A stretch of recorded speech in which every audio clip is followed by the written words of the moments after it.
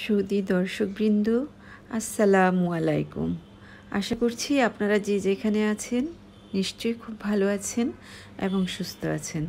আলহামদুলিল্লাহ, আমিও আপনাদের দোয়ায় বেশ ভালো আছি এবং সুস্থ আছি। আমার চ্যানেলে আপনাদের সবাইকে জানাচ্ছি স্বাগতম। বরাবরের মতো আজও আমি আপনাদের জন্য খুবই মজার একটি রেসিপি নিয়ে হাজির হয়েছি। আর এই রেসিপিটি এভাবে যদি তৈরি করে খান তাহলে দেখবেন সবাই এটা ভীষণ পছন্দ করবে আর বুঝতেই পারবে না আপনি এটা কী দিয়ে তৈরি করেছেন। আর সেটি হলো বড় মাছের ডিম। আর বড় মাছের ডিম দিয়ে যদি আপনি এভাবে কাবাব তৈরি করে খান বা সবাইকে খাওয়ান তাহলে দেখবেন এটা খেতেও ভীষণ ভালো লাগবে। তাহলে আর দেরি নয়, এবার চলুন আমরা মূল রেসিপিতে চলে যাচ্ছি। আমি এখানে রুই মাছের ডিম নিয়েছি, আর সেই ডিমটাকে আমি গরম পানি দিয়ে 5 মিনিটের মতো গরম পানির মধ্যে ভিজিয়ে রেখে তারপর আমি ডিমটাকে ভালোভাবে ধুয়ে নিয়েছি। আর এইভাবে ধুয়ে নিলে আপনার ডিমের যে একটা গন্ধ থাকে সেই গন্ধটা আর থাকবে না। তারপর ডিমটাকে আমি এভাবে হাতে ভেঙে নিয়েছি, নিয়ে তারপর আমি চুলার মধ্যে ফ্রাইং প্যানের মধ্যে তেল দিয়েছি, আর পেঁয়াজ কুচি দিয়েছি, রসুন বাটা দিয়েছি, একটু আদা বাটা দিয়েছি, এলাচ দারচিনি দিয়েছি, দিয়ে তেজপাতা দিয়ে তারপর এটাকে আমি কষিয়ে মাংসের মশলাটা আমরা যেভাবে কষিয়ে নিই সেভাবে কষিয়েছি। তো আমি এখানে আস্ত এলাচ দিইনি, আমি এলাচের গুঁড়া দিয়েছি, দারচিনির গুঁড়াটা দিয়েছি, আর তেজপাতাটা উঠিয়ে আমি ফেলে দিয়েছি। তো এইভাবে আমি তেলের মধ্যে এটাকে খুব ভালোভাবে আমি প্রায় অনেকক্ষণ যাবত এটাকে এভাবে ভেজে নিচ্ছি। এই যে দেখুন, খুব ভাজা ভাজা করে নিচ্ছি। আর তেলটাও একদম মাখা মাখা হয়ে গিয়েছে ডিমের সাথে। এভাবে করে এটা ভেজে নামিয়ে নিয়েছি।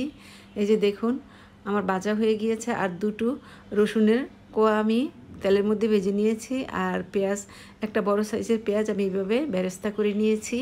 তো এখন আমি এখানে দিয়ে দিচ্ছি কুচানো কাঁচামরিচ। আমি এখানে 5 থেকে 6টা কাঁচামরিচ নিয়েছি। জালটা আপনারা আপনাদের স্বাদ মতো দিয়ে নেবেন। তারপর এখানে দিয়ে দিচ্ছি ধনেপাতা কুচি। আপনারা চাইলে এখানে পুদিনা পাতা কুচিও দিতে পারেন, তাহলে কিন্তু সুন্দর ফ্লেভার আসবে। তো এগুলো সব ভালোভাবে মিশিয়ে নিয়েছি। এই যে দেখুন, তো আমি এটাকে একপাশে রেখে দিচ্ছি এখন। দিয়ে তারপর আমি এখানে নিয়েছি আলু, সেদ্ধ করা আলু। আর আলুটাকে আমি এখন হাতের সাহায্যে ভেঙে নেব। আমি এখানে বড় সাইজের একটি আলু 4 টুকরো করে সেদ্ধ করে নিয়েছি, আর সেই আলুটাকে এখন হাতের সাহায্যে ম্যাশ করে নিচ্ছি। আর এটা কিন্তু খুব ভালোভাবে ম্যাশ করে নিতে হবে। তা আলু ম্যাশ করা আমার হয়ে গিয়েছে।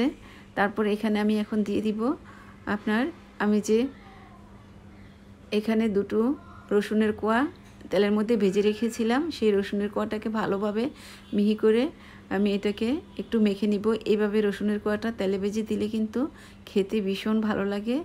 আর রসুন বাটাটা কিন্তু আমি ডিমের সাথে কষিয়ে নিয়েছিলাম।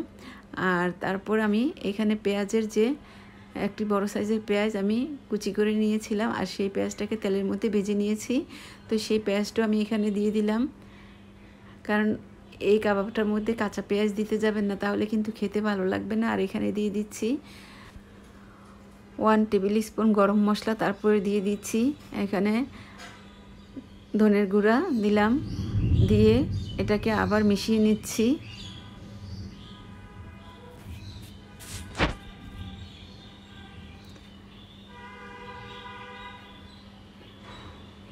তো এবার লবণটা একটু চেক করে দেখলাম ঠিক আছে কি না, একদম পারফেক্ট হয়েছে।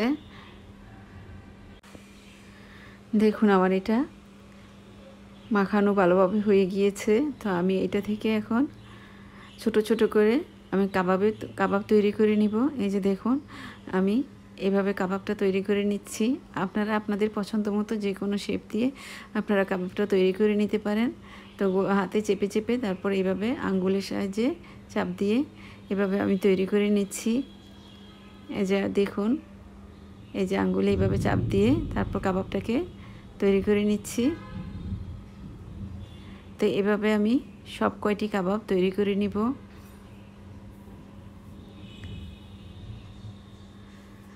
আর আর ডিম দিয়ে যদি, মাছের ডিম দিয়ে যদি আপনারা এইভাবে কাবাবটা তৈরি করেন তাহলে দেখবেন এটা সবাই কিন্তু ভীষণ পছন্দ করবে। কেউ বুঝতেই পারবে না আপনি মাছের ডিম দিয়ে এই কাবাবটি তৈরি করেছেন। গরম গরম ভাতের সাথে, পোলাও কিংবা বিরিয়ানির সাথেও কিন্তু আপনারা এভাবে কাবাবটা ভেজে দিতে পারেন, তাহলে কিন্তু কাবাবটা সবাই ভীষণ খেতে পছন্দ করবে। আর দেখুন আমার সবগুলো কাবাব বানানো হয়ে গিয়েছে। আপনারা চাইলে এই পর্যায়ে কাবাবগুলো একটি পটের মধ্যে ভরে আপনারা ডিপ ফ্রিজেও সংরক্ষণ করে রেখে দিতে পারেন। তো আপনাদের যখন খেতে মন চাইবে তখন কিন্তু আপনারা নামিয়ে 10 মিনিট বাইরে রেখে তারপর আপনারা তেলের মধ্যে কাবাবটা কিন্তু ভেজে খেতে পারবেন। তো আমি আপনাদের দেখানোর সুবিধার্থে আমি দেখিয়ে দিচ্ছি যে কিভাবে এটা রাখতে হবে। তো এভাবে কাবাবটা আপনারা ঢাকনাটা লাগিয়ে তারপর আপনারা কিন্তু ডিপ ফ্রিজে রেখে দিতে পারবেন। তো আমি রাখবো না, আমি সবগুলো ভেজে নিব। তো আমি এখানে একটি বাটির মধ্যে একটি ডিম ভেঙে নিয়েছি, আর একটি প্লেটের মধ্যে আমি এখন নিয়ে নিচ্ছি আমরা যে রুটি তৈরি করি ময়দা। এখানে আমি 2 টেবিল স্পুন ময়দা নিয়ে নিচ্ছি। আপনারা চাইলে বেসন নিয়ে নিতে পারেন আপনাদের কাছে যদি থাকে। তো আমি ময়দা নিয়ে নিচ্ছি। ময়দার মধ্যে এখন আমি দিয়ে দিব এখানে কালো গোলমরিচের গুঁড়া, ডিমের মধ্যে দিয়ে দিলাম হাফ টিস্পুনের মতো, আর এখানেও আমি ময়দার মধ্যে দিয়ে দিলাম হাফ টিস্পুনের মতো। তারপরে এখন দিয়ে দিচ্ছি স্বাদ মতো একটু লবণ। আমি প্লেটের মধ্যেও দিয়েছি আর ডিমের মধ্যেও দিয়ে দিলাম। দিয়ে এবার নাড়াচাড়া করে আমি এগুলো একটু মিশিয়ে নিচ্ছি। তো মেশানো হয়ে গেলে তারপর আমি এখানে আবার দিয়ে দিচ্ছি ভাজা জিরার গুঁড়া। তো আমি ডিমের মধ্যেও দিয়ে দিলাম ভাজা জিরার গুঁড়া আর ধনে গুঁড়া, আর দিয়ে দিলাম একটু গরম মশলার গুঁড়া। তো দিয়ে আমি এগুলো ভালোভাবে এখন মিশিয়ে নিব।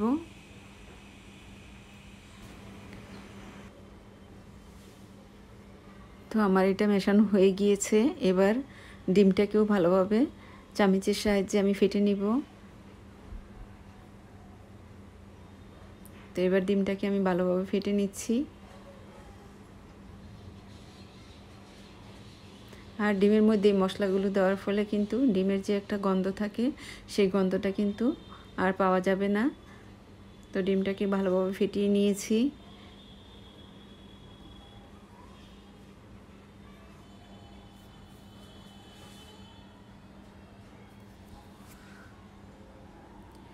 তো এবার আমি চুলার মধ্যে একটি ফ্রাইং প্যান বসিয়েছি আর প্যানটা গরম হয়ে গিয়েছে।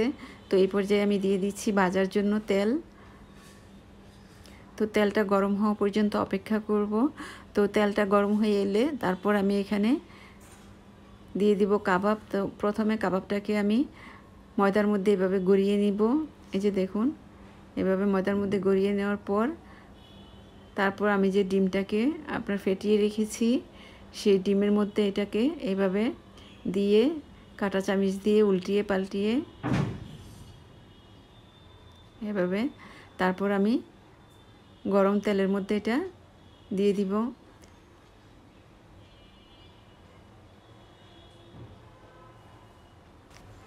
বিসমিল্লাহির রহমানির রহিম।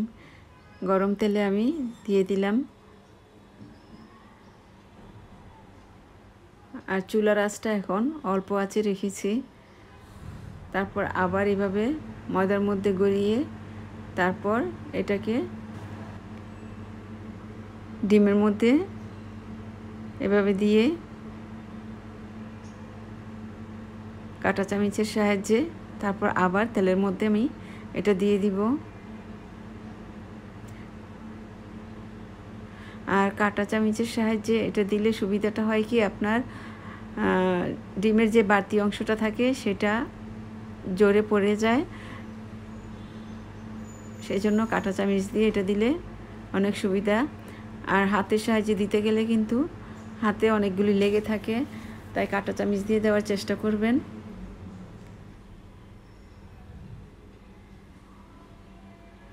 তো এভাবে আমি ফ্রাইং প্যানে বেশ কয়েকটা দিয়ে দিয়েছি। দিয়ে আমি এখন এটাকে নিচের অংশটা হওয়া পর্যন্ত অপেক্ষা করব। একটু হয়ে এলে তারপর আমি এটাকে উল্টিয়ে দিব। এই যে দেখুন আমার এটা কিন্তু একটু হয়ে গিয়েছে। তো আমি এটাকে উল্টিয়ে দিচ্ছি সবগুলো, এভাবে এক এক করে আমি সবগুলোকে উল্টিয়ে নিব। তো এই ফাঁকে আমি আপনাদের সাথে কিছু কথা বলে নিচ্ছি। যারা ইতিমধ্যে আমার চ্যানেলটিকে সাবস্ক্রাইব করে নিয়েছেন তাদের সবাইকে জানাচ্ছি অসংখ্য ধন্যবাদ। আর যারা আমার চ্যানেলে নতুন এখনও সাবস্ক্রাইব করেননি তাদেরকে অনুরোধ করব আপনারা আমার চ্যানেলে গিয়ে লাল সাবস্ক্রাইব লেখাটি ক্লিক করে দিবেন আর পাশে থাকা ঘন্টাটি ক্লিক করে দিবেন আর উপরে অল নোটিফিকেশান এটার মধ্যে ক্লিক করে দিবেন। তাহলে দেখবেন আমি সুন্দর সুন্দর নতুন নতুন রেসিপি আপলোড দেওয়ার সাথে সাথে আপনাদের কাছে নোটিফিকেশান পৌঁছে যাবে আর তখন সবার আগে আপনারা আমার রেসিপিটি দেখতে পারবেন। আর এমনই সব মজার মজার রেসিপিতে ভরপুর আমার চ্যানেল। আপনারা চাইলে এক নজর ঘুরে আসতে পারেন, দেখবেন আপনাদের ভালো লাগবে। আর যদি আপনাদের কাছে ভালো লাগে তাহলে আপনাদের পরিচিত সবার সাথে আমার রেসিপিগুলো শেয়ার করে দিবেন। তো দেখুন বন্ধুরা, আমার এটা কিন্তু এক পিঠ ভাজা হয়ে গিয়েছিল, আমি উল্টিয়ে দিয়েছিলাম। এখন নিচের পিঠ হওয়া পর্যন্ত অপেক্ষা করব। তো দেখে নিচ্ছি যে নিচের অংশটা হয়েছে কিনা। তো যেগুলো হয়নি সেগুলো আবার উল্টিয়ে দিব আর যেগুলো হয়ে গিয়েছে সেগুলো এক এক করে নামিয়ে নিব।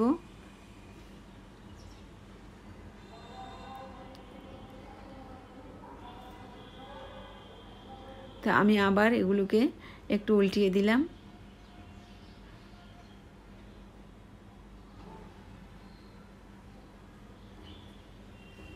তো দেখুন আমার এটা হয়ে গিয়েছে। তো আমি এখন নামিয়ে একটি প্লেটের মধ্যে রেখে দিচ্ছি।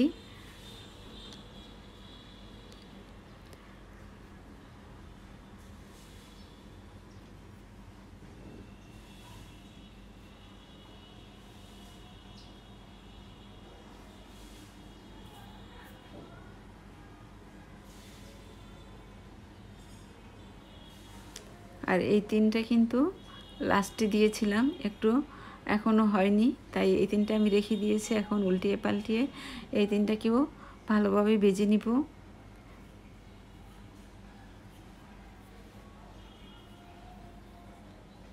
তো এটাও কিন্তু আমার ভাজা অলমোস্ট হয়ে গিয়েছে। তো আমি এই তিনটাও কিন্তু এখন নামিয়ে নিব। তেলটা জড়িয়ে তারপর আমি এগুলো নামিয়ে নিচ্ছি।